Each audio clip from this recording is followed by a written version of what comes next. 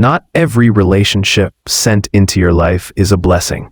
Some are bait, and the enemy is subtle enough to wrap poison in the sweetest package, dressing a spiritual death trap in the clothing of comfort, compatibility, and even kindness.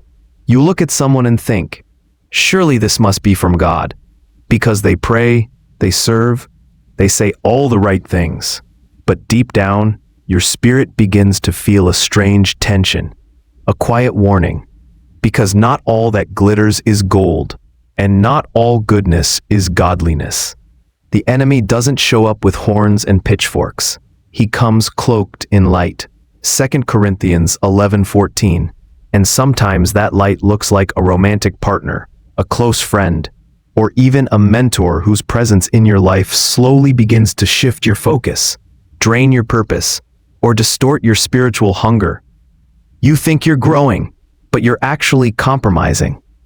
You think you found your person, but slowly your prayer life dries up, your hunger for the word fades, and you begin justifying sin in the name of love, companionship, or loyalty. These aren't loud traps. They're silent shifts. You start skipping time with God to spend more time with them. And then you begin reshaping your convictions to keep the peace. What once stirred your conscience now barely gets your attention, and what once made you uncomfortable now feels normal. Be warned, spiritual erosion doesn't happen in a day.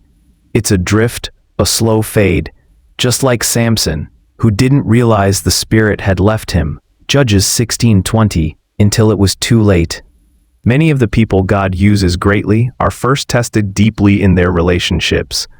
Abraham had to part from Lot before stepping into covenantal clarity, Genesis 13:14. And Jonah ran into a storm not because of disobedience alone, but because he boarded a ship that was never his to be on in the first place. You cannot expect divine direction while clinging to fleshly distractions. Some relationships are sent not to build you, but to bind you, to make you comfortable in captivity, like Delilah did with Samson, not through a fight, but through affection. Her words weren't swords, they were lullabies, and he let his guard down not in battle, but in bed. You have to stop asking, do they make me feel good? And start asking, do they make me spiritually sharper? Because iron sharpens iron. Proverbs 27:17, not feathers. Watch the relationships that cause you to retreat from conviction, those that subtly pull you away from spiritual disciplines, or those that require you to dim your light just to make them feel comfortable. God is not in the business of blessing what's built on compromise. That's why so many people feel stuck. They're trying to drag an unequally yoked soul into a season that requires spiritual alignment. 2 Corinthians 6:14. Don't confuse soul ties with covenant. A soul tie can feel magnetic, but be demonic. If your peace is constantly in turmoil and your spiritual discernment keeps flashing red, it's not just your emotions. It could be divine warning. Your destiny is too critical for you to be connected to someone whose presence costs you your anointing. Even Peter, when used by Satan to speak fear into Jesus, was rebuked with the words, "Get behind me, Satan." Matthew 16:23. Not because Peter was evil, but because even well-meaning people can be vessels of spiritual distraction. If you've been wondering why the fire you once had has dimmed, check the company you've kept. If you've been asking why you can't hear God clearly, examine who you've let into your sacred spaces. You don't need everyone in your inner circle.